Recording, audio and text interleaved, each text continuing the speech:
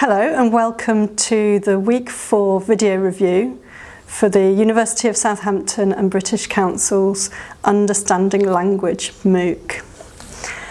This week we've been focusing on the spread of English and the impact of that on other languages and on English as a lingua franca. Around 260 of you have commented this week. You've contributed 1,393 individual comments and they've received 948 replies. Now if you look at the statistics for the course, the entire course so far, we've had over 26,000 separate comments and 7,200 replies. So I think the relatively high number of replies compared to the separate comments this week shows that there's a lot of discussion going on, which is really great.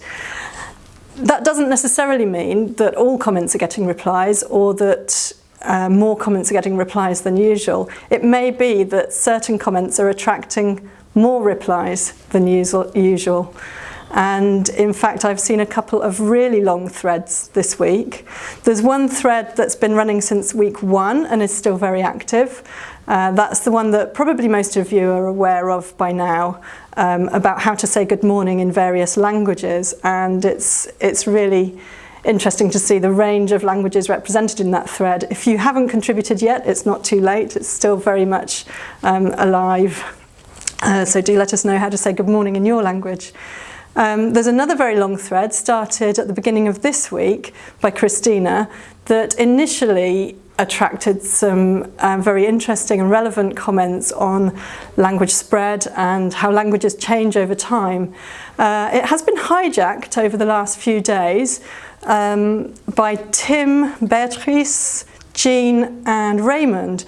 It's become rather a private conversation between those 4 rather naughty students, and so if you're wondering what on earth they're talking about, don't worry, most of us haven't got a clue. In terms of discussions on the week's topics, a number of interesting ideas have been developed. Alex started a thread on whether spelling and grammar might gradually become simplified due to the spread of English, and perhaps in particular due to social media and texting. What do you think about that? There have been various comments about language death and killer languages, which sounds rather morbid when I put it like that, but they've been really rather interesting. One longish thread in particular I'd like to draw your attention to is a controversial thread about whether it's even worth trying to preserve languages that are in danger of extinction.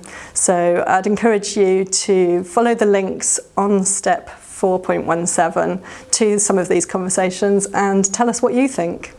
There have been several threads on different varieties of English or different Englishes. Natalia started one, Noel started one. There are others, and I apologise if I haven't mentioned your name. Natalia mentioned that some words are highlighted in the dictionary as being either British English or American English. And Maria also said that her Oxford Dictionary lists words from Indian, Pakistani, Bangladeshi and Sri Lankan varieties of English. Other people have talked about glishes, as in Chinglish, a mixture of Chinese and English, or Chinese-influenced English, or Spanglish, or Runglish. Do you know what these are? Do you speak any other glishes? And are these actually languages? Are these language varieties in the same way that, say, Indian English or Sri Lankan English is? What does it take for these to become so well established that they then feature in the Oxford Dictionary, for example? These are very interesting aspects of language use, so keep the contributions coming. Tell us what you think. Another intentionally controversial topic this week has been the question of whether native speakers or non-native speakers make better teachers of a language. I know that not everyone felt very comfortable even discussing it. There was one comment that suggested it shouldn't even be part of the course because of the generalisations that are sometimes made, because of the prejudices and discrimination that some teachers can experience. Well, I hope that most of you have not felt like that, and that it's actually been an opportunity to challenge some of those generalisations and prejudices. I think it's precisely for that reason that I think it is very important to discuss. So we've learned quite a bit about the impact of language spread this week and on how language use changes.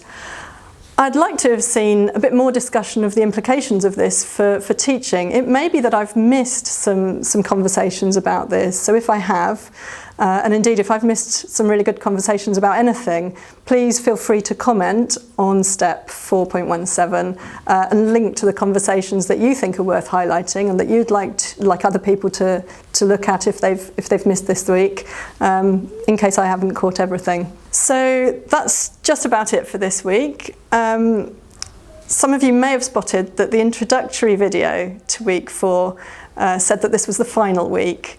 So well done if you spotted that. The video was recorded before we added a 5th week. So rest assured we're still here next week for the final week. So I very much look forward to working with you then. Thank you for watching.